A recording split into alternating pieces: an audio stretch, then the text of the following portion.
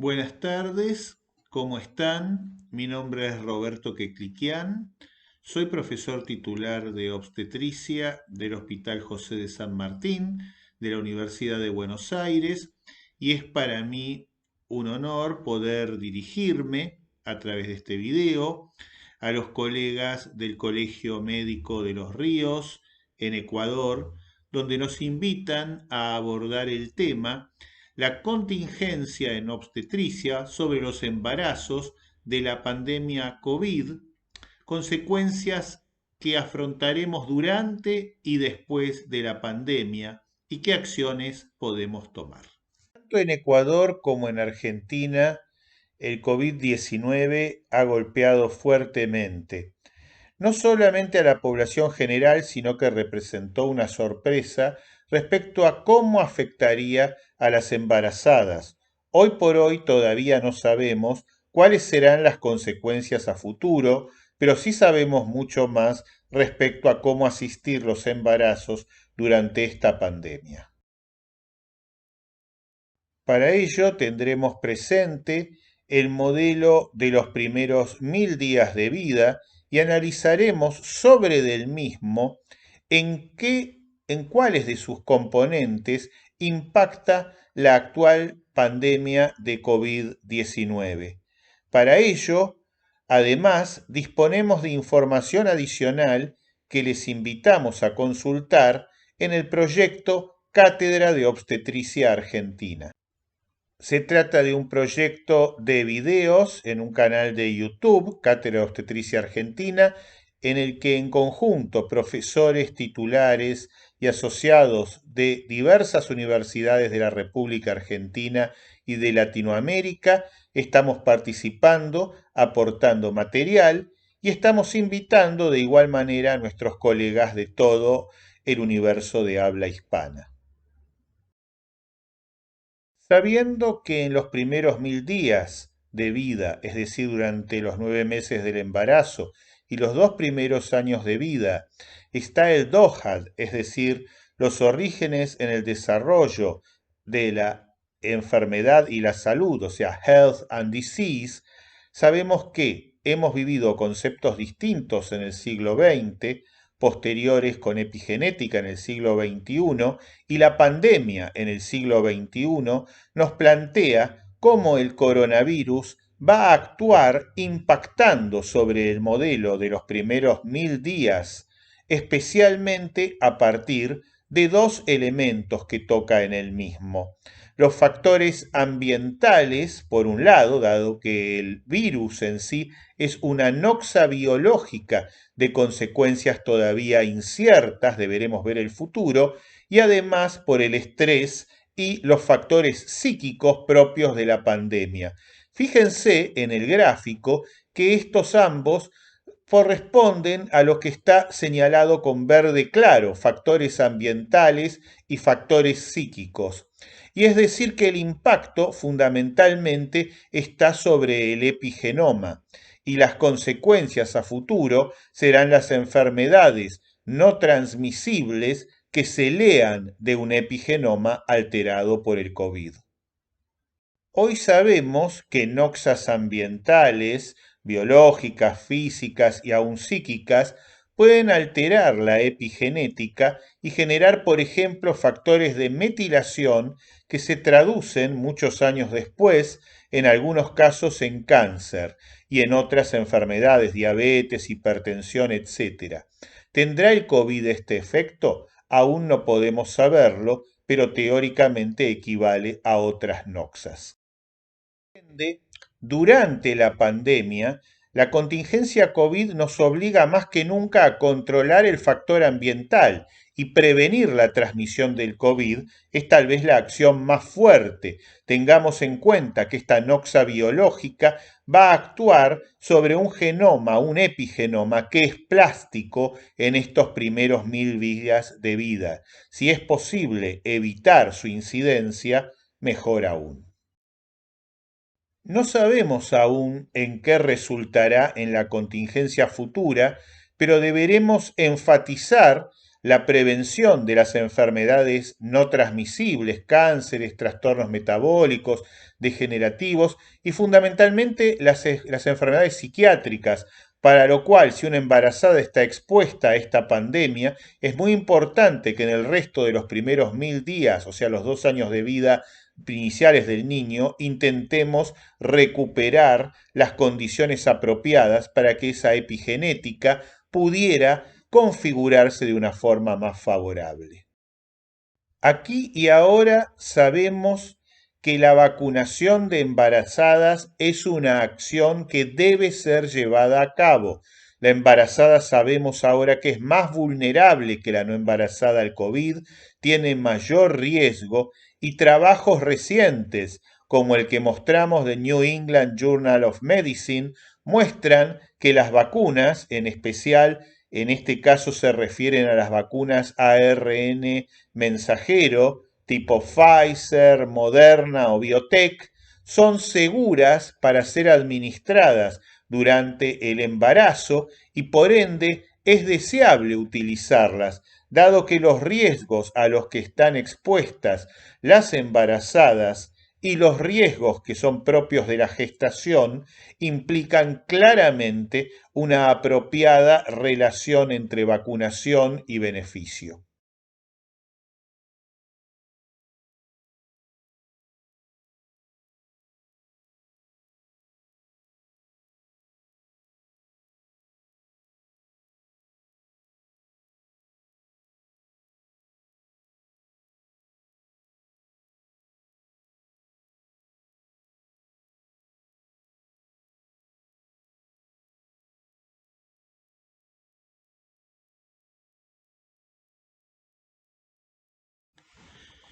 Pero la pandemia no solamente implica una noxa de tipo psíquica por un lado y biológica, el propio coronavirus, sobre el epigenoma. Si hablábamos del modelo de los primeros 1000 días, de que Cliquián, Coronel, Bertín, Elizalde Cremonte y colaboradores, podemos observar que también va a haber un impacto sobre los otros dos círculos, no solo sobre el epigenoma, que era el círculo que veíamos de color rojo-marrón, sino también sobre el microbioma y sobre la nutrición materno-fetal y neonatal, es decir, los círculos azul, el microbioma, y la nutrición materno-fetal y neonatal, el círculo verde. ¿Cómo es que ocurre esto? Al principio de la pandemia nos encontramos con opiniones muy diversas respecto de si debían o no amamantar mujeres enfermas de COVID o, en su defecto, mujeres que estuvieran en riesgo de padecer COVID. Hoy por hoy, esa controversia parece zanjada y se recomienda en todos los casos mantener el amamantamiento, dado que es beneficioso para el recién nacido, aún porque cuando la madre se encuentra enferma, visto que la evidencia muestra que coronavirus no se transmite a través de la leche materna, los beneficios superan los posibles riesgos e inclusive puede proteger a la madre y al bebé y debemos implementar medidas de control y de protección de manera muy estricta, tal como por ejemplo podemos ver en journal internacionales sobre lactancia que muestran específicamente en revisiones las ventajas del contacto piel a piel del recién nacido con su madre y la lactancia, aun en los casos que la misma esté cursando la enfermedad de COVID siempre que le sea posible. No debemos olvidar los beneficios que tradicionalmente conocemos de la lactancia con leche materna, fundamentalmente los antígenos dietarios y ambientales, las inmunoglobulinas que está recibiendo el neonato que es amamantado y que mejora su inmunidad y sus defensas y la calidad de proteínas que seguramente contribuyen a su neurodesarrollo. Pero eso no es todo. El siglo XXI nos trajo nuevos conceptos sobre conexión materno-fetal, factores epigenéticos y que lo observamos en la parte inferior de la figura, los extremos distales de cromosomas, los telómeros, que determinan cuántos años tenemos de expectativa de vivir y que serán más años cuantos más largos sean estos telómeros. Básicamente lo que se sabe hoy por hoy es que la lactancia materna exclusiva durante las primeras 4 a 6 semanas de vida hace que ese niño, a partir de los 5 años de vida, quede con telómeros más largos, lo cual implica una mayor expectativa de vida. ¿Cómo habríamos de negarle esto? De igual manera, una madre que se embaraza con una relación pondoestatural apropiada también va a generar en su niño telómeros más largos. El problema que tenemos en la pandemia es que al alterarse hábitos alimenticios se puede caer en una mala alimentación y de esta manera la madre no poder brindarle al niño los recursos apropiados. El microbioma materno y obviamente el microbioma neonatal también van a influir. Y aquí se aplicaría una nueva sentencia. Dime lo que comes y te diré en qué resultas. Básicamente, el microbioma materno será de mejor calidad si es que la madre es alimentada con dieta sana, especialmente aquella abundante en fibra vegetal. En el caso de la leche materna, sabemos hoy por hoy que la microbiota que está en el intestino materno es la misma que está en la leche materna. ¿Cómo se conectan ambos elementos? La cuestión es que las bacterias intestinales maternas migran ingresando a través de las placas de Peyer al sistema linfático y así alcanzan la leche materna. Por ende, alimentar a una madre correctamente para que tenga la mejor microbiota posible, que se lea salud, con mayor presencia de bacteroidetes y menos del filo firmicutes, es una acción claramente beneficiosa y esa misma microbiota es la que llegará a través de la lactancia al recién nacido cuando él mismo se alimenta. De igual manera, en los primeros 1000 días de vida, la alimentación del recién nacido debe ser claramente llevada con estos criterios de proteger apropiadamente su microbiota y de esta manera lo que se lee junto al epigenoma, que ya de por sí llevará parte de la agresión de la pandemia, puede dar resultados mejores en cuanto a salud futura. Además de la nutrición, el otro factor que siempre debemos tener en cuenta es la salud mental, que como habíamos visto inicialmente, impacta sobre el epigenoma del niño por nacer. ¿Qué medidas debiéramos tomar para que estos elementos que generan estrés, depresiones y otros fenómenos propios de la pandemia puedan ser controlados o por lo menos mitigados para que generen el menor daño posible? Podemos analizarlo sobre el esquema de los primeros 1000 días. El esquema de los primeros 1000 días de vida, vemos que coronavirus, en cuanto a sus efectos ya no solo biológicos, sino características propias de la depresión y los factores psíquicos en la pandemia, impacta directamente sobre el círculo rojo-marrón que está simbolizando el epigenoma. Y esto se va a leer en el futuro en forma posiblemente negativa. Una breve referencia al proyecto de Bruce Lipton que habla de la biología de la creencia y que muestra cómo impacta la salud mental en nuestra biología, siendo Bruce Lipton un biólogo celular, y las investigaciones de Martin Seligman que incluyen el relato de las monjitas de Milwaukee que obviamente con mejores estados de ánimo generaban mejor salud futura a lo largo de sus vidas, nos lleva a pensar de que debemos trabajar muy activamente a favor de la salud mental de esas embarazadas, que va a incidir no solamente en ellas, sino en los hijos que están gestando. La depresión durante el embarazo siempre debe ser tratada, salvo que fuere muy leve y el tratamiento psicológico alcanzare, porque sus efectos siempre serán mayores que cualquier efecto adverso que la medicación antidepresiva pudiera generar. Fíjense el estudio P2P, actualmente en desarrollo en Canadá, que se diseñó para investigar asociaciones entre exposición a dificultades de la pandemia, estrés percibido, angustia psicológica y los resultados de desarrollo en la descendencia. Todo esto comenzó a reclutarse a partir del año 2020 y continúa, y es realizado por un grupo de autores que ustedes observan aquí en pantalla.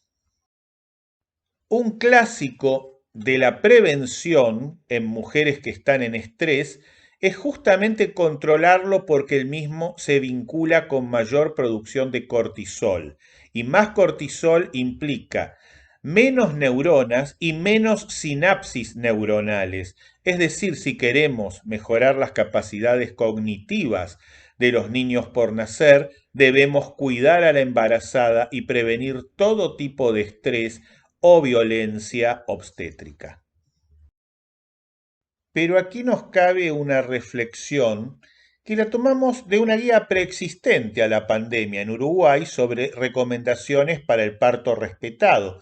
Fíjense que no solo hablamos de cuidar en esta contingencia a nuestras pacientes, sino hablamos de cuidar al equipo de salud que asiste a estas pacientes, porque de lo contrario podemos encontrar los efectos de daño por vía indirecta.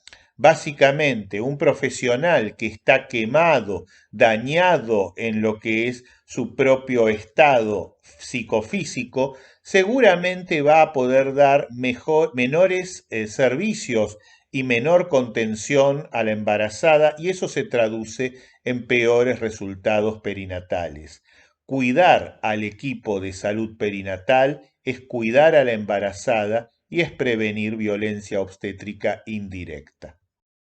Retomando el modelo original de los primeros 1000 días que cambian destinos en perinatología, el cual preexistía a esta actual pandemia de COVID, el desafío que nos queda ahora es mitigar entonces los factores ambientales, el propio agente biológico COVID y sus consecuencias sobre los hábitos y los distintos tipos de vínculos y estados psíquicos que está padeciendo nuestra comunidad. Y por otro lado nos quedará, terminada la pandemia, el desafío de ver qué hacemos para mitigar aquellos daños que estas noxas puedan haber causado durante la misma. Algo que es muy importante es no restringir tampoco el acompañamiento de la embarazada en el trabajo de parto, salvo que las condiciones sanitarias así lo exigieran, pero siempre que se pueda debemos tratar de que la embarazada se encuentre en el ámbito más placentero, menos estresante posible, y de igual manera debemos realizarlo respecto al recién nacido. Es muy difícil, estamos frente a situaciones dilemáticas. Hagamos lo que hagamos, siempre queda algo que está mal.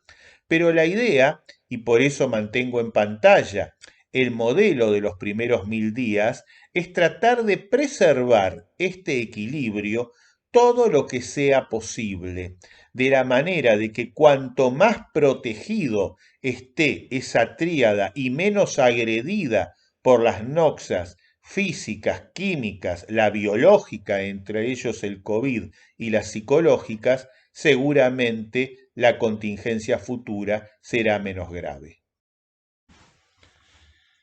La pandemia de COVID-19 ya lleva un tiempo largo más inclusive del que nosotros hubiéramos esperado inicialmente, y ni hablar del que deseábamos. Nos lleva a un problema, que es que no estamos frente justamente a un problema, sino frente a constantes dilemas. ¿Qué entiendo yo por dilema?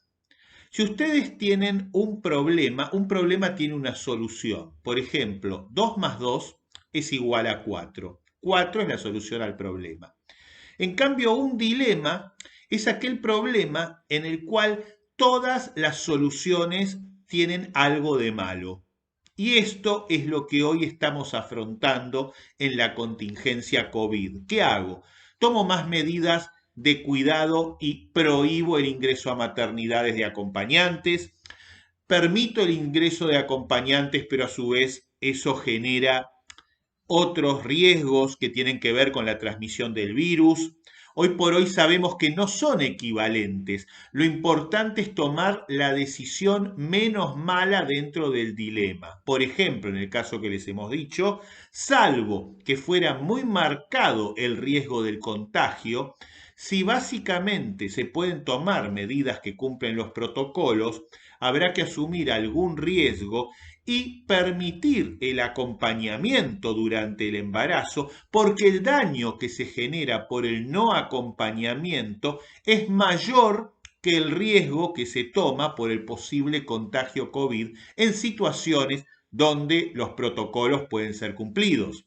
Obviamente, si nos encontramos en una institución donde hay hacinamiento de pacientes, la solución no será la misma. Por ende, la solución es elegir dentro del dilema lo menos malo de las soluciones posibles, y no hay una única solución que yo pueda plantearles. Hay distintas hipótesis dilemáticas y la elección de una de ellas quedará en carga del profesional, consensuándola obviamente con la paciente que asiste y su familia, y dentro de las condiciones de razonabilidad y buena práctica médica.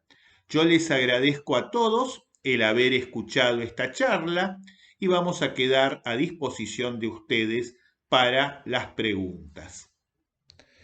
A quienes deseen postularse para ser socios de ASAPER lo pueden hacer pidiendo información a través de nuestro mail asaperweb@gmail.com o a través del número de WhatsApp que ustedes ven en pantalla. Y de igual modo les agradecemos a quienes quieran suscribirse a nuestro canal de YouTube, Cátedra de Obstetricia Argentina, donde ustedes podrán volver a ver esta charla que hemos dado para el Colegio Médico de Los Ríos en Ecuador, a quienes agradecemos sinceramente la invitación de permitirnos participar y dar estas palabras. Muchas gracias.